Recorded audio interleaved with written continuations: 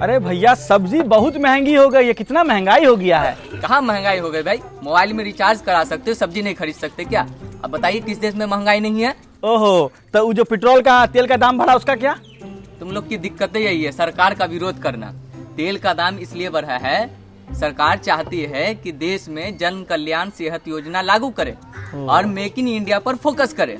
अब देखिए, बताइए, सब साइकिल गाड़ी चला करके साइकिल चलाना भूल गए थे, इससे बीमारियां भी बढ़ रही थी, डायबिटीज, फलाना ढिमकाना, कई तरह की बीमारी पैदा हो रही थी। तो सरकार लोगों की हित में सोच करके मेक इन इंडिया पे फोकस कर रही है। और साइकिल चलाएंगे तो मेक इन इंडिया के तहत जो भी देश की कंपनी, उसको भी तो फायदा होगा भाई, वो भी तो कुछ फले फूलेंगे। तो ये बताइए कि वो जो नौकरी नहीं है, बेरोजगारी इतना है। आत्मनिर्भर बनो, आत्मनिर्भर। देखा कितनी पॉजिटिविटी है इस देश में। अगर सब लोग ऐसे ही सोचने लगे तो बेचारे मोटिवेशनल स्पीकर की तो जॉब चली जाएगी, मतलब एक और बेरोजगार बढ़ जाएगा। अब बेरोजगारी ना बढ़े, इसके लिए हम आपको कुछ पॉजिटिव खबरें बताते हैं, आपका माथा फक्र से ऊंचा कर देते हैं। जी हाँ, भारत में महंगाई 8 साल के पीक पर है।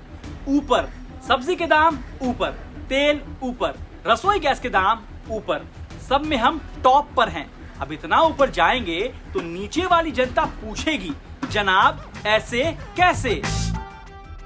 भारत में हरी सब्जियों की कीमत सुनकर लोगों का चेहरा लाल हो रहा है। नींबू तो मन खट्टा ही नहीं तीखा कर देता है। खाने वाला तेल भले ही कढ़ाई में उबला हो, लेकिन उसकी बढ़ती कीमत लोगों के पॉकेट से धुआं निकाल रही है। फल सेहत बनाने के नहीं, डराने के काम आ रहे हैं। ये बातें आपको एकदम शायरी टाइप लगी होगी, लेकिन उससे पहले महंगाई पर कुछ पुरानी शेरो शायरी सुनिए, फिर हम आपको वाह वाह नहीं, आह आह करने वाले कुछ हाहाकारी आंकड़ों से मिलवाएंगे। आर्थिक आपातकाल की स्थिति बना दी है सरकार ने। पहले दूध, पेट्रोल की कीमत में इजाफा किया, जनता माफ नहीं करेगी। ऐसी सरकार का क्या फायदा? महंगाई गत 6 वर्षों से आसमान पे छू रही है। ये सारी कहानी कहीं ना कहीं, कभी ना कभी आपने सुनी होगी, लेकिन हम उस पर बात नहीं करेंगे, क्योंकि हमने वीडियो के शुरुआत में ही कहा था कि सिर्फ पॉजिटिव बात होगी। जैसे कोविड पॉजिटिव होता है, HIV पॉजिटिव, मलेरिया पॉजिटिव, वैसे ही महंगाई, बेरोजगारी सब पॉजिटिव। सरकारी आंकड़ों के मुताबिक कंज्यूमर प्राइस इंडेक्स मतलब CPI आधारित रिटेल महंगाई दर अप्रैल 2022 में बढ़कर 7.79% हो गई। एक साल पहले अप्रैल 2021 में महंगाई दर 4.23% थी। मतलब पिछले एक साल की तुलना में देखें तो ये बड़ा उछाल है। उछाल, बढ़त है ना पॉजिटिव बात? और ये उछाल 8 साल में सबसे ज्यादा है। एक और बढ़त देखिए, महंगाई दर के इतना ऊपर जाने में बड़ी भूमिका खाने पीने की चीजों के दामों की है। अप्रैल 2022 में फूड इन्फ्लेशन बढ़कर 8.38% हो गई है, जबकि मार्च से पहले ये दर 7.68% थी और एक साल पहले इसी महीने में 1.96% थी। हुई ना बढ़ोतरी? अब आपको एक और तरक्की दिखाते हैं और आपकी रसोई में महंगाई का तड़का कैसा लगा है वो समझाते हैं। खाने के तेल के दाम एक महीने में करीब 17% बढ़ गए, सब्जियों के दाम 15%, मसालों के दाम 10% और मांस मछली के दाम करीब 7% बढ़ गए। ईंधन के दाम 10% से ज्यादा बढ़ गए।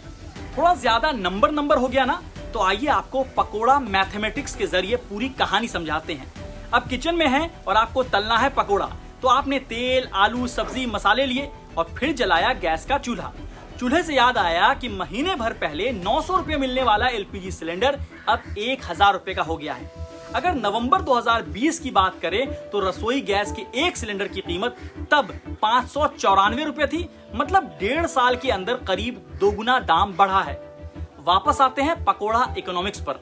तो आप मान लीजिए कि जो तेल 100 रुपये लीटर था वो हो गया 117 का, मसाले जो है वो 100 रुपए के मिलते थे वो हो गए 110 रुपए के, जो सब्जी 100 की आती थी वो अब आ रही है 115 की।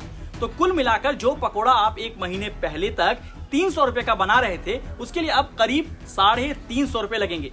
ये बात तो सिर्फ पकोड़े की हुई, बाकी 3 टाइम का खाना तो छोड़ ही दीजिए।